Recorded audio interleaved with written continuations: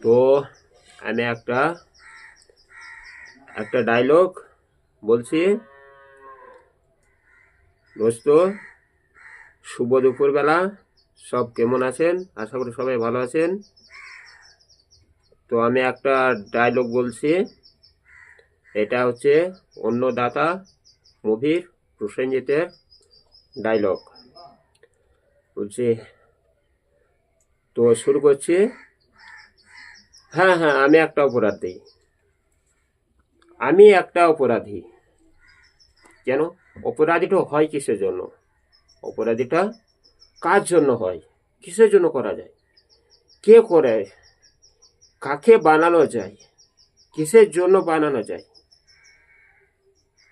কার জন্য হওয়া যায় অপরাধীটা? এমনি যে এরকম করে শুধু মানুষ ভালো বলেই সে ভালো হয় না।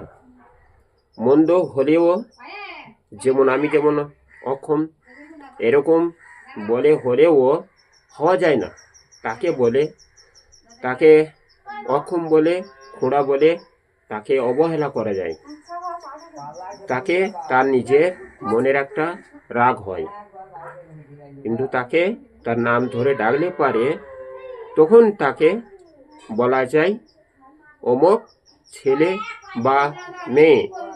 এরকম ভাবে যেমন একটা ভালো ছেলে, তাকে ভালোভাবে ডাকলে সে ভালো ছেলে, তাকে তার নাম ধরে ডাকছে, তখন তাকে বলছে অমুক এধারে এসো তো, তখন সে চলে আসছে। তাহলে এমন একটা অক্ষম ছেলেকে, অচল ছেলেকে যদি বলে এই অচল, এরকম করে তাকে ডাকলে তার এরকম ভাবে রাগ হয়।